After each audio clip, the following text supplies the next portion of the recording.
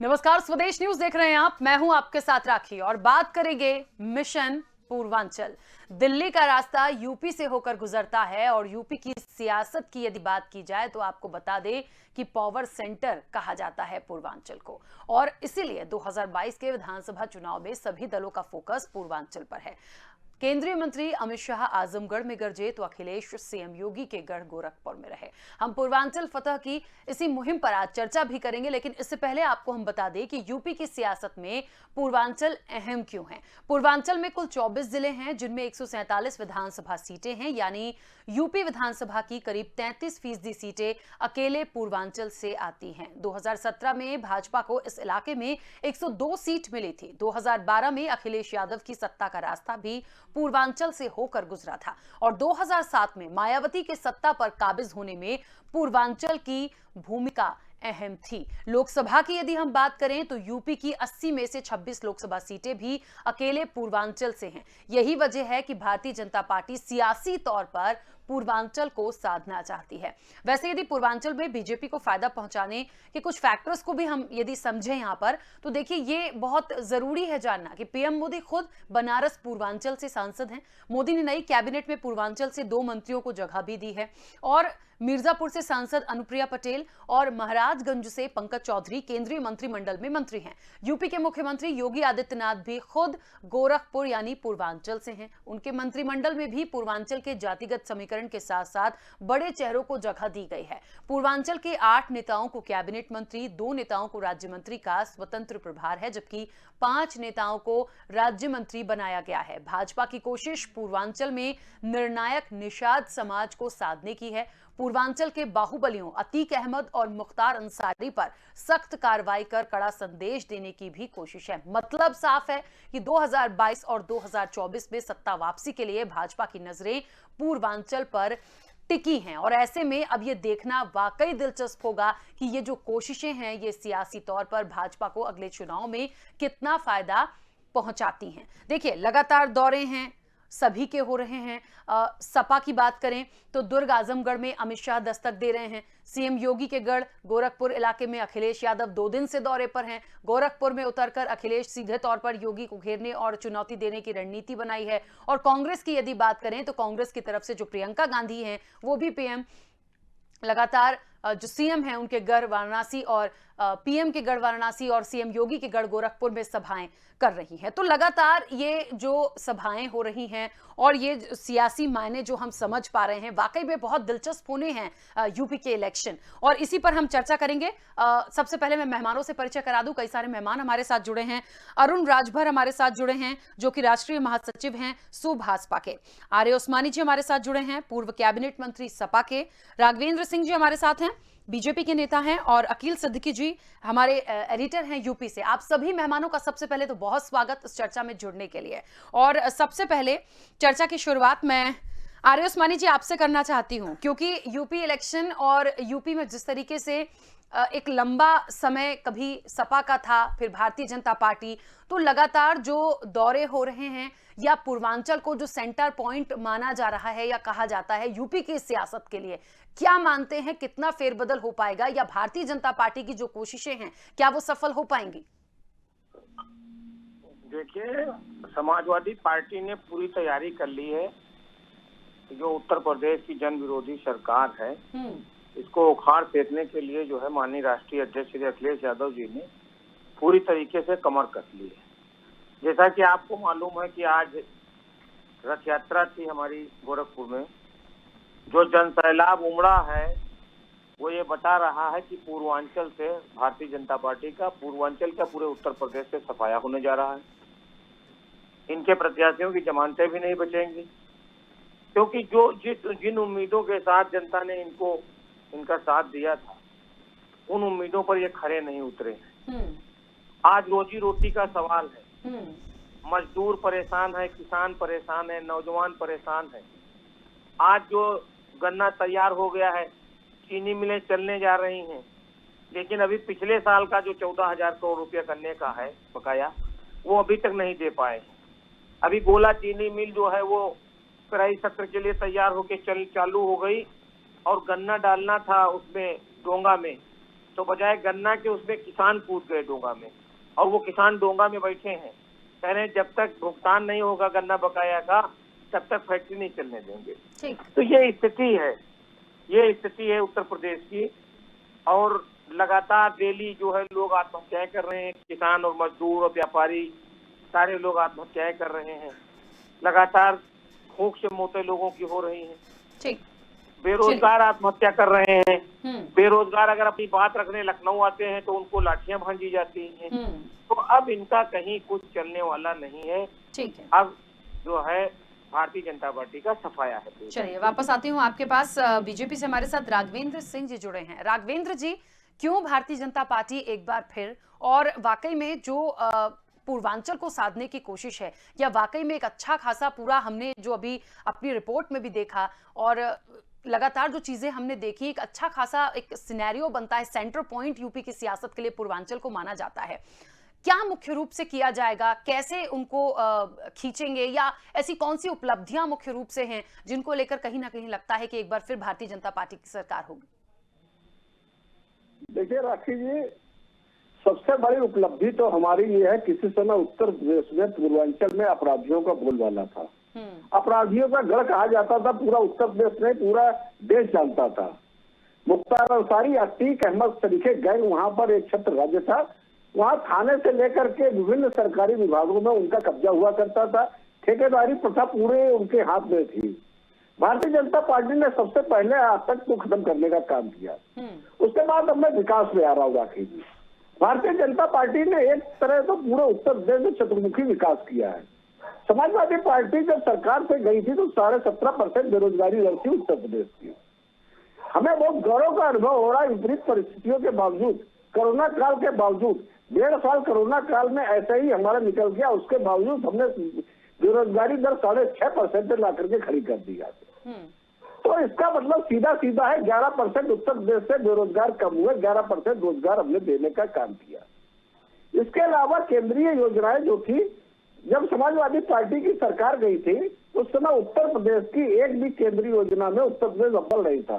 आज की तारीख में 44 ऐसी केंद्रीय योजनाएं हैं पूरे भारत में, उत्तर प्रदेश अव्वल नंबर पर है, नंबर 1 पर है।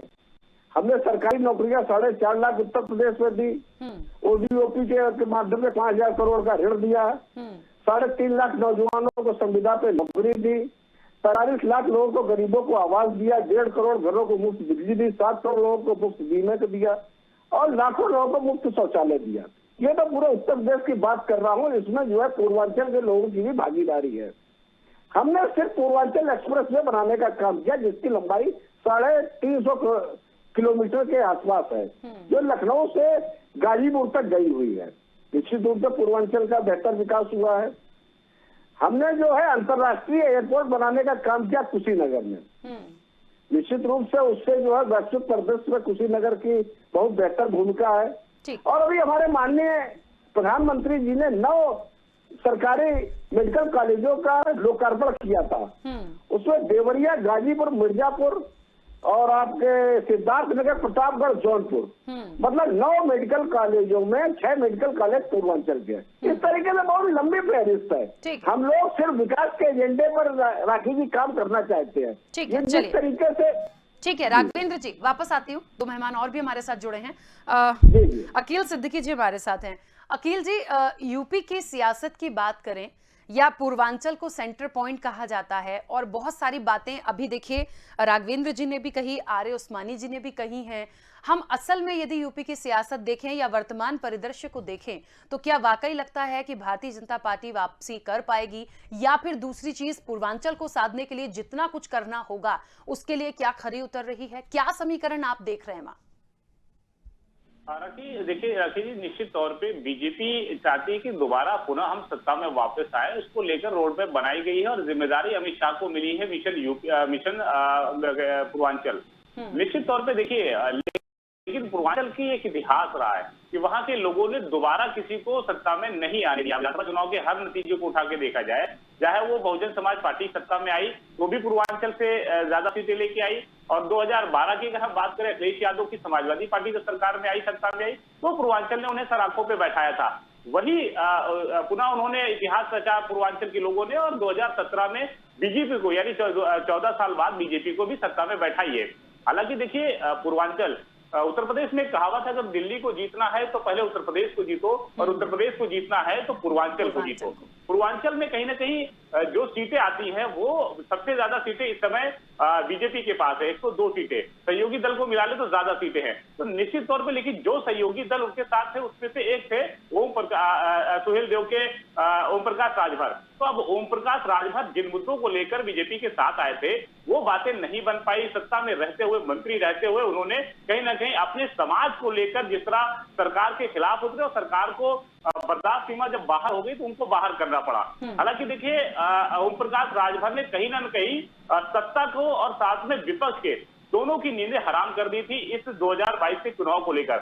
हालांकि देखिए, अखिलेश यादव को मजबूरन उनसे गठबंधन करना पड़ा, और उन्होंने जाके मऊ में रैली भी की। तो निश्चित तौर पे अखिलेश यादव और राजभर ये दोनों साथ में आए तो कहीं ना कहीं वोट का फर्क जरूर पड़ेगा, ऐसा नहीं कि नहीं पड़ेगा। निश्चित तौर पे अब ये देखना होगा कि पूर्वांचल के लोग जो वोटर हैं, देखिए दल कहीं जाए कहीं आए, नेता कहीं जाए कहीं आए, लेकिन वोट वहां की जनता को देना है। अब जनता किसको वोट देती, क्या होना पुनः बीजेपी को सत्ता में लाती है या दूसरे को मौका देती है, तो ये देखने वाली बात होगी। लेकिन ये इतिहास है कि 2017 की अगर हम बात करें तो सबसे ज्यादा सीटें बीजेपी के पास आई है।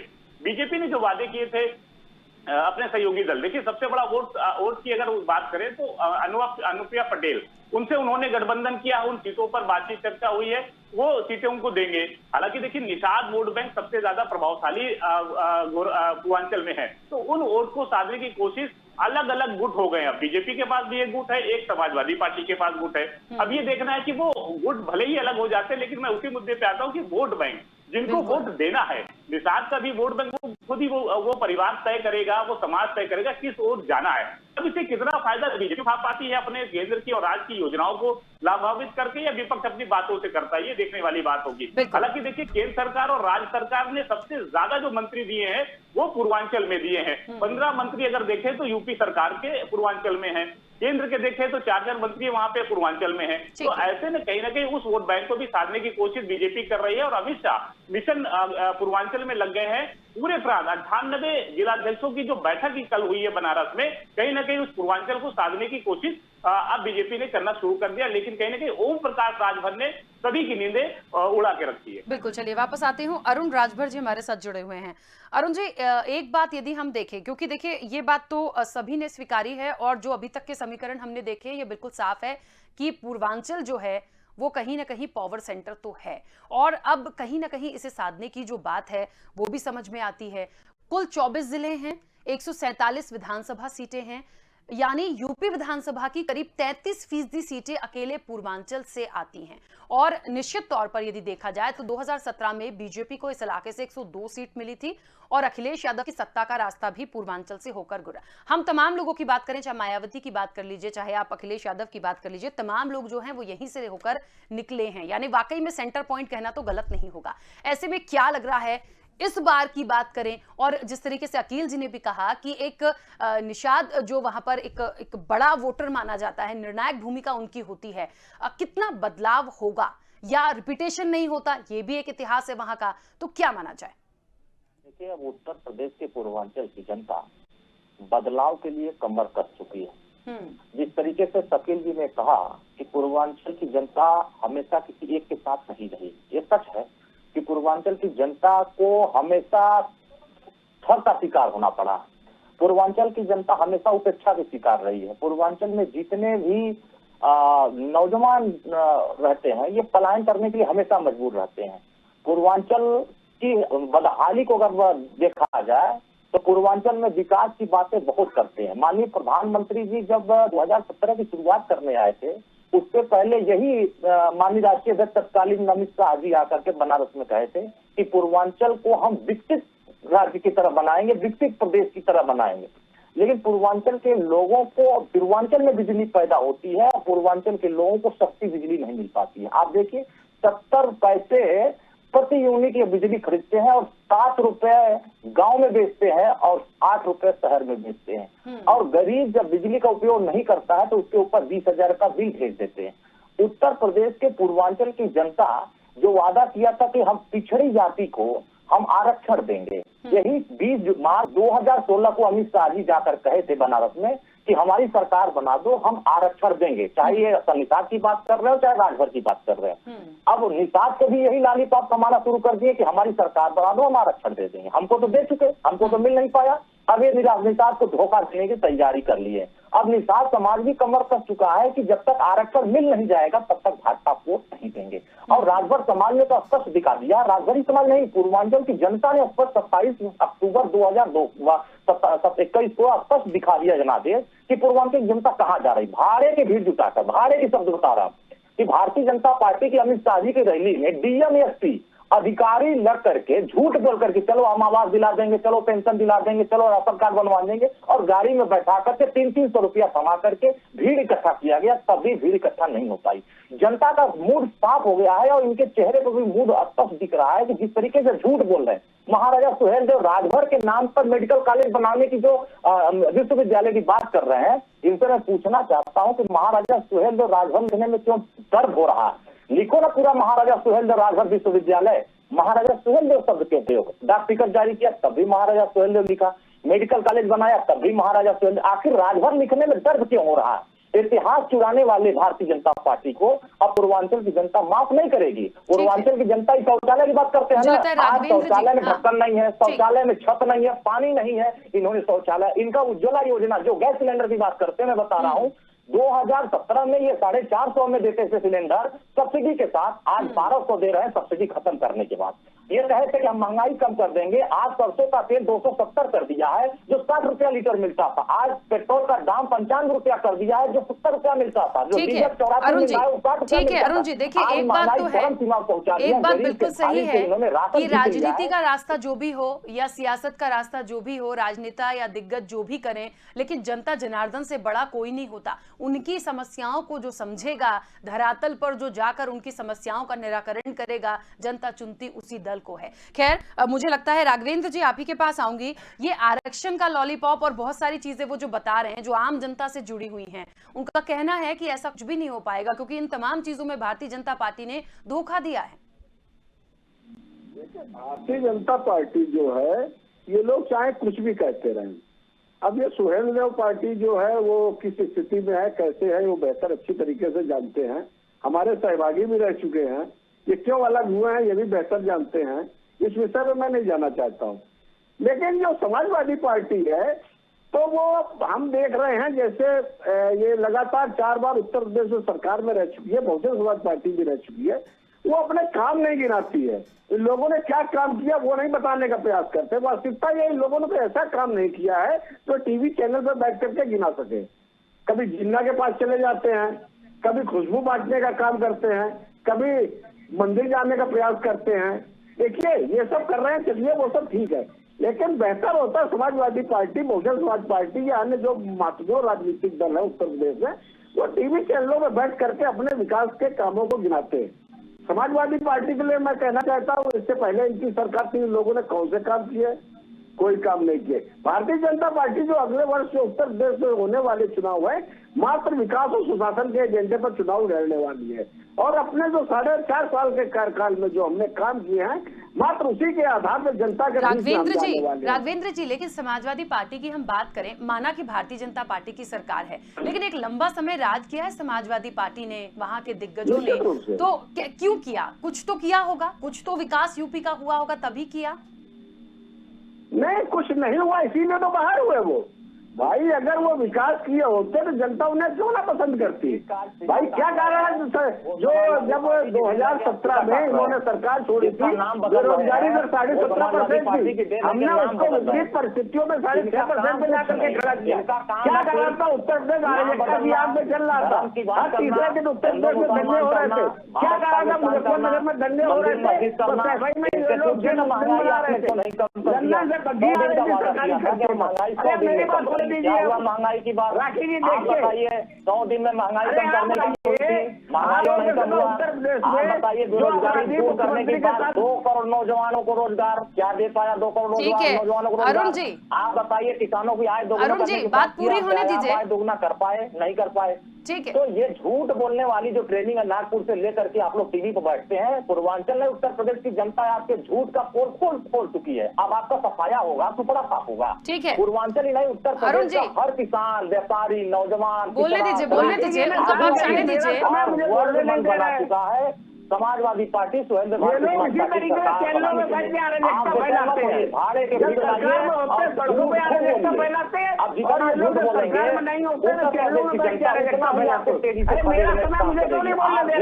कुछ नहीं कर सकते। ये बताइए, सामाजिक न्याय समिति रिपोर्ट आप क्यों नहीं लाओगे? आप बताइए, जनगणना कराने के लिए आप क्यों नहीं तैयार हुए? पार्टी के नौजवानों को लैपटॉप क्यों नहीं दिए? आप बताइए ना, घरेलू बिजली का बिल क्यों नहीं किए? आप बताइए उत्तर प्रदेश की महिलाओं को सुरक्षा कैसे दे पाए? नहीं दे पाए। आए दिन हत्याएं हो रही है पुलिस कस्टडी में। ठीक है, चलिए अरुण जी और राघवेंद्र जी, प्लीज चुप हो जाइए। और भी मेहमान है, देखिए ऐसे नहीं होता। ठीक है, आर्य उस्मानी जी अपनी बात रखिएगा। आर्य उस्मानी जी अपनी बात रखिएगा। भाई इनको चुप तो कराइए आप पहले।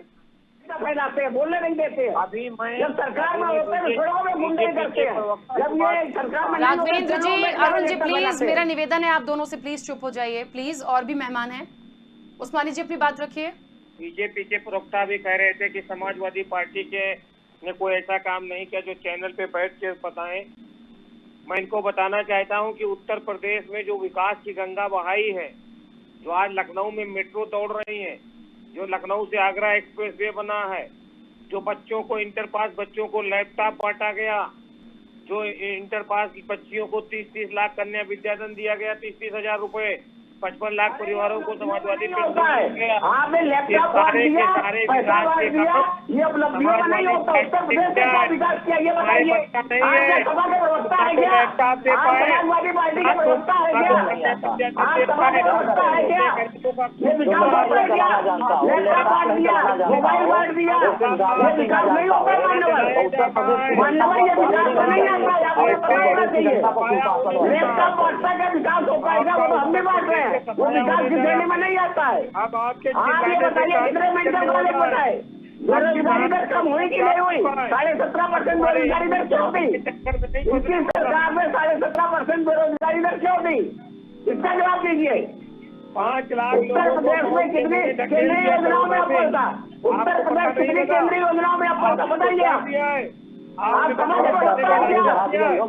थोड़ा चलवाओगे पढ़े लिखे बच्चों। आप ये बताइए केंद्रीय योजना में उत्तर प्रदेश सरकार में कितने नंबर पे था? एक में भी अव्वल नहीं था। प्रदेश की जनता को झूठा परोस रहे हैं। ठीक है, चलिए आप जान गई है, तुम्हारा सफाया होने जा रहा है, तुम्हारा डूबता जहाज है।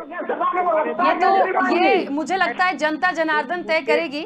बहरहाल अकील जी, ये तो मुझे पता ही था कि ये तमाम चीजें होंगी, क्योंकि निश्चित तौर पर एक बड़ा चुनाव है और बड़े चुनाव के साथ साथ सबकी देखिए एक साख दांव पर लगी रहती है और सबको अपना अच्छा दिखाना है। तो अब ऐसे में ये तमाम चीजें तो यहाँ होंगी, किसने क्या किया, थोड़ा बहुत सभी कई बार कम रह जाते हैं, कई बार कोई अच्छा भी कर जाता है, लेकिन वाकई में सबसे बड़ी जनता है जिसके हाथों में ये सब है। लेकिन ये पूरी चर्चा को आप अकील जी देख रहे हैं, क्या लग रहा है वाकई में बार बार ये जो पॉइंट निकल के आ रहा है कि कुछ नहीं हुआ यूपी में, यूपी का प्रॉपर विकास नहीं हुआ, यूपी में चीजें नहीं हुई, सपा ने कुछ नहीं किया। तो ये सवाल इसीलिए मैंने उठाया था पहले भी कि यदि कुछ नहीं हुआ तो सपा ने इतना लंबा समय राज कैसे किया। देखिए, ना तो हम सपा हैं, ना हम बीजेपी, ना कांग्रेस, ना अन्य दल, लेकिन ये बहुत महत्वपूर्ण होता है क्योंकि हम नजर रखे होते हैं कि वाकई में किसने कितना राज किया, किसके समीकरण कहां से आए, किसके समीकरण कहां से बदले और किसको जनता ने किस वजह से चुना। ये बहुत महत्वपूर्ण होता है। अकील जी। बिल्कुल राशि जी, देखिए निश्चित तौर पे जो भी सरकार आती है वो ईमानदारी से काम करना भी चाहती है, चाहे वो बसपा हो, चाहे वो सपा हो, चाहे वो बीजेपी हो। सभी ने अपनी योजनाओं को लाभान्वित करने की कोशिश हर सेक्टर में, हर क्षेत्र में करते हैं। लेकिन देखिए, चाहे वो पूर्वांचल एक्सप्रेस हो कि उन्होंने नाम बदल दिया, वो मेरी सरकार का बना हुआ था, बीजेपी कह रही हो मैंने उसका उद्घाटन किया, मैं इससे चुनाव जीत जाऊंगा, उससे चुनाव जीत जाऊंगा, इस मुद्दों से जीत जाऊंगा।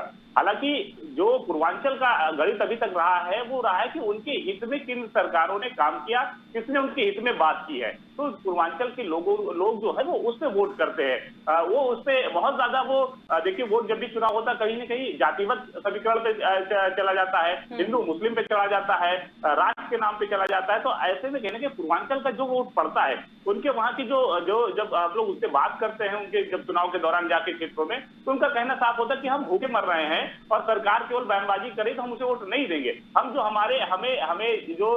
हमें बाहर ना जाना पड़े, पलायन ना करना पड़े और पूर्वांचल के लोगों को यही रोजगार मिले, यही कहने के हमको खाने के मिले, हमारे परिवार के जो बच्चे वो पढ़ लिख जाए, सरकार उन फैसिलिटियों पे ध्यान दे। तो जो उनके फैसिलिटियों पर, स्वास्थ्य सेवाओं पर, उनके शिक्षा पर, उनके रोजगार पर काम करता है, बात करता है, उनको कहीं ना कहीं जो आरक्षण की बात है, ये बड़ा मुद्दा पूर्वांचल में रहा है। तो जो उनके आरक्षण को लेकर बात करेगा, जो विकास के लेकर बात करता, काम कर रही जो सरकार, उसे कहीं ना कहीं वो साथ उन विधायक को भी देता है, वोट सपोर्ट करता है, उन सांसदों को भी सपोर्ट करते हैं और उन सरकारों को भी करते हैं। हालांकि इस बात देखने वाली बात होगी कि पूर्वांचल वाकई जो पुराना उनका इतिहास रहा है, कि हमने किसी सरकार को दोबारा नहीं आने दिया है, तो क्या ये इतिहास कायम रहेगा या इतिहास बीजेपी तोड़ के दोबारा पुनः सरकार बनाती है? अगर वाकई बीजेपी पुराना फिर से इतिहास बनाती है और फिर से सत्ता में आती है, तो कहीं ना कहीं जो पूर्वांचल का गढ़ बीजेपी ने 102 सीटें निकाली है, कहीं ना कहीं उसे पाने में कामयाब होती नजर आएगी। तो ये श्रेय कहीं ना कहीं अमित शाह और मुख्यमंत्री योगी आदित्यनाथ पे जाएगी।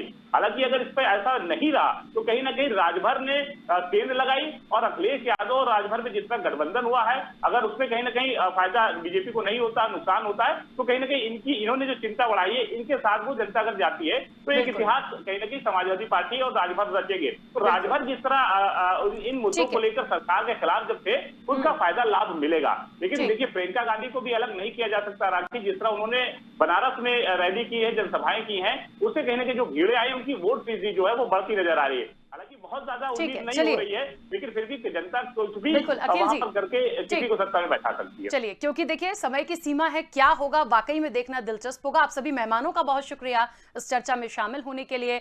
मिशन पूर्वांचल क्या होगा, यूपी की सियासत के लिए, यूपी के इलेक्शन के लिए बहुत महत्वपूर्ण है। किसी भी दल का कोई भी दिग्गज हो, सब एक दूसरे के गढ़ में सेंध लगाने की कोशिश में है और निश्चित तौर पर जीतना चाहते हैं। अब पूर्वांचल का, चाहे हम निषाद समाज की बात करें या जिस तरीके से आरोप लगे भारतीय जनता पार्टी पर कि आरक्षण का लॉलीपॉप दिया था लेकिन पूरा नहीं किया, बहुत सारी बातें हैं। क्या होगा, क्या सोच रही है पूर्वांचल की जनता, या वहां से जितनी सीटें और समीकरण आने हैं वो क्या ले जाएंगे, यूपी को क्या मिलेगा, ये देखना वाकई दिलचस्प होगा। फिलहाल चर्चा में इतना ही, दीजिए इजाजत। बने रहिए स्वदेश न्यूज के साथ। सबसे पहले देश।